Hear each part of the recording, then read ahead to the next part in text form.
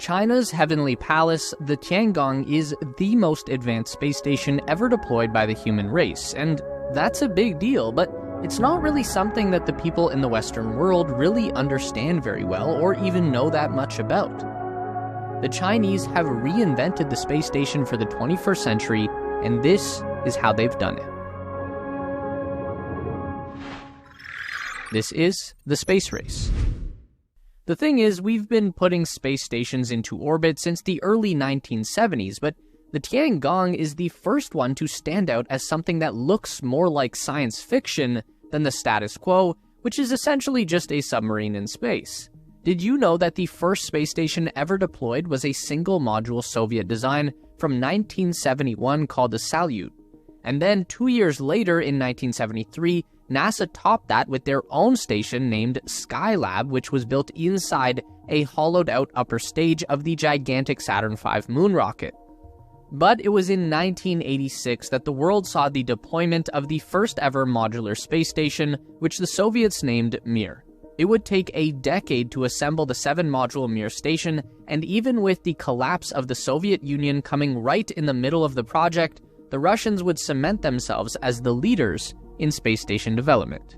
So when we finally arrive at the International Space Station that we all know so well today, we can see that it shares a lot of resemblance with Russia's Mir. In fact, given that the Russians had decades of experience with multiple space stations, and NASA had virtually zero practical knowledge, I don't think it's unfounded to look at the ISS more like a Mir version 2.0, because it's pretty clear where this design approach came from. If we look back from Salyut to Skylab to Mir to ISS, we're not exactly seeing a massive amount of progress or evolution to the design. If anything, the Skylab really sticks out as being the nicest space station of the bunch, and that was literally 50 years ago. The Soviet design aesthetic that carried over all the way to ISS has a lot more in common with a submarine than the Starship Enterprise. It's cramped, it's cluttered, there are pipes and wires and God knows what else sticking out from all angles. Now we flip forward to China's Tiangong, and the difference is night and day. There are only about 20 years between the ISS and Tiangong, but it looks like a century worth of progress. The Tiangong now consists of 3 modules forming a T-shaped space station 55 meters long and 39 meters wide that orbits around 400 kilometers above the Earth's surface. The Tianhe is the core command module, first launched in April 2021. The Wenxian experiment module serves as a combination of crew quarters, research lab, and airlock, which was added in July 2022. The Mengxian module is a twin to the Wenxian and functions purely as a research and experiment space, and joined the station in November 2022. As far as space stations go, this is an incredibly rapid pace of construction. It took Russia and NASA 2 years just to get the ISS to a state where it was habitable, and it was a 10-year international endeavor for ISS to reach a state of completion. And while it might seem like this station came out of nowhere, this is actually phase 3 of a plan that China started all the way back in the 90s that they called Project 921. This is kind of like China's blueprint to conquer space. Phase 1 of the plan was the development and launch of a crew-capable rocket and spacecraft. These would be the Long March 2F and the Shenzhou, which both launched for the first time in 1999. The Long March series of rockets take their name from Mao Zedong's history as a war hero and leader of the People's Red Army. The name Shenzhou means divine vessel. By 2003, this system had put the first Chinese taikonaut into low Earth orbit on the Shenzhou 5 mission. This began phase 2 of the plan, which was essentially a practice phase. By Shenzhou 7, the Chinese had performed their first spacewalk using their own extravehicular suits. Following that, the country began to deploy test modules that were like miniature space stations. Chinese crews would make their first extended stays in space and practice docking maneuvers between the test modules and the Shenzhou. This time also marked the development of China's Tianzhou spacecraft, or Heavenly Ship, which is a cargo transport vehicle with a carrying capacity of 6,500 kilograms. This spacecraft was designed to fly on the new Long March 7 rocket, a modern replacement for the 2F that was first launched in 2016. Phase 3 of the plan is where we are at right now. the development and assembly of a new space station, the Tiangong, or Heavenly Palace. So why does China feel so strongly about creating their very own space station? Well, for one, because it's really cool. Who wouldn't want their own personal hangout in space? But for two, also it probably has to do with the Chinese being banned from the International Space Station, which is obviously counterintuitive to the literal name of the station, but in 2011, the United States decided that China was prohibited from visiting the station. The Chinese ban was specifically rolled out through a Department of Defense Act passed in the US Congress, which stipulated that NASA may not use their funding to collaborate in any way with China.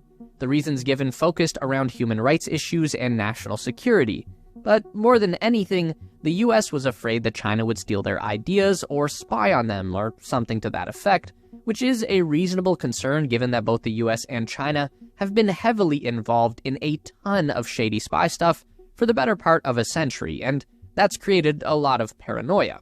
Anyway, the Chinese decided to hell with them, we'll build our own, and here we are. The first thing that you'll notice about the interior of the Tiangong is that it looks spacious and wide open, especially compared to the ISS. Tiangong has a very minimalist modern design.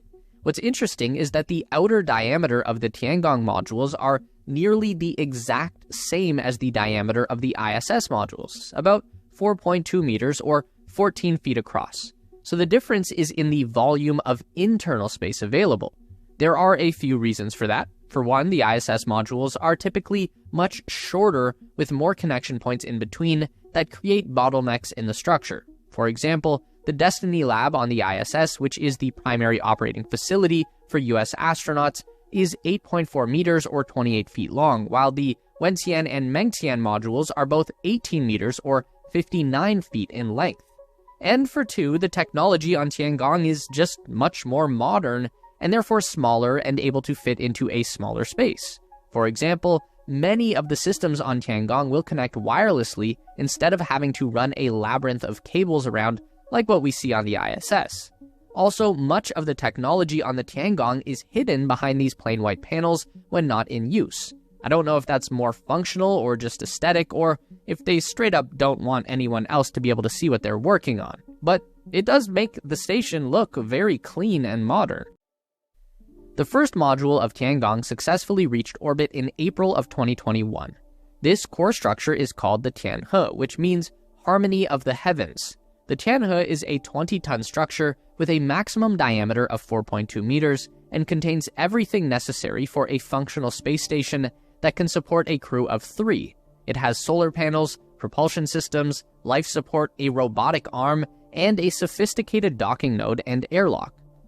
There are 3 main sections to the core module. Starting at the smaller end, there is a spherical multi-docking node. This has 4 ports, with one obviously being permanently attached to the Tianhe. The port opposite to the core module is the main docking port for the station. This is where the Shenzhou crew vehicle can dock.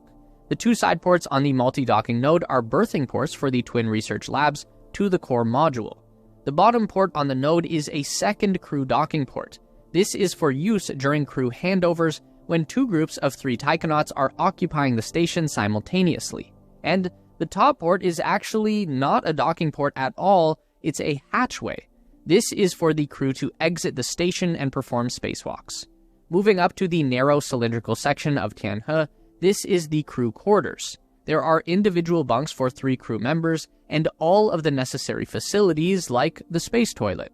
And then at the wider end of the core module is a working area with 3 experimental racks. This is also where the propulsion section for the station is located. This maintains orbital control. And lastly, there is another docking port at the end of the module that is specifically for the Tianzhou cargo craft. This is also a future docking port for the Chinese Space Telescope. The Tianhe is also the module that supports the station's main robotic arm, which is 10 meters in length. It's a little shorter than the Canadarm2 that is currently in operation at the ISS, which is 17 meters long, but the Chinese arm does have a similar capability and the possibility for expansion. More on that in a bit. On July 24, 2022, China launched their Wenxian Research Laboratory module for the Tiangong. The name Wenxian translates as Heavenly Quest. This is another 20-ton structure that was deployed on the Long March 5B rocket. This is China's first heavy-lift space launcher and is responsible for getting the 3 modules of the Tiangong into their 400-kilometer high orbit. The Long March 5B configuration is a really interesting rocket design. It uses a hydrogen fuel-burning core stage and is strapped with 4 liquid-fueled side boosters that burn RP-1 kerosene. This combination makes the Long March 5B the 3rd most powerful rocket currently in service around the world, behind the Falcon Heavy at number 1 and the Delta IV Heavy. The process that this particular rocket uses to put these 20-ton payloads into their orbital path is pretty unique and very controversial. So, once the rocket clears Earth's atmosphere, which happens at about 100 kilometers in altitude, those 4 side boosters will drop off, but the core booster engine will continue to burn. A typical rocket will have a full stage separation at this point, where the entire lower section of the rocket will detach and fall back down to Earth, where it usually splashes into the ocean. And again, on a typical rocket, a second stage engine will then fire up to propel what's left of the rocket and the payload into the orbital insertion. The Long March 5B doesn't do that. After the 4 side boosters drop off, the rocket stays whole and the core booster engines propel the module all the way to its orbital insertion point before finally separating. That means the majority of the rocket structure is now in orbit, so it won't just fall straight back down into the ocean. But it's not in a stable orbit either, so it won't stay up there for too long. It's going to circle the Earth for a few days as it slowly loses altitude and gets pulled back into the atmosphere. Now, these are just too big to vaporize like a regular satellite. It doesn't stay whole, but chunks are going to make it all the way down to the surface of the Earth. And that's why this particular Long March 5B booster stage broke up over the Indian Ocean and rained down scrap metal over the islands of Indonesia. Anyway, the Wentian module serves dual purpose on the space station. It has an additional 3 crew sleeping quarters that bring the total capacity of the station up to 6 people at once, and it also provides space for a variety of scientific experiments. It also houses 2 giant solar panels that give the module a 55-meter wingspan from tip to tip. These are state-of-the-art solar cells that are super thin and flexible to maximize the amount of surface area that could be deployed. They're also extremely efficient and generate around 7 kilowatts of electricity for the station. There are 4 experimental rack spaces on the Wentian containing research projects on life sciences, biotechnology, and variable gravity effects. Then moving towards the smaller end of the module, there is a space for external experiments. This is basically a section where they can attach nodes to the outside hull of the ship to collect data. And crew can access the external attachment points through the airlock and hatch on the Wentian. This will become the primary airlock of the station for spacewalks. And the crew can also access these attachment points using a secondary robotic arm that comes with the Wentian. This one is just 5 meters in length, but the cool thing about this arm is that it can actually crawl around the station and operate from different locations.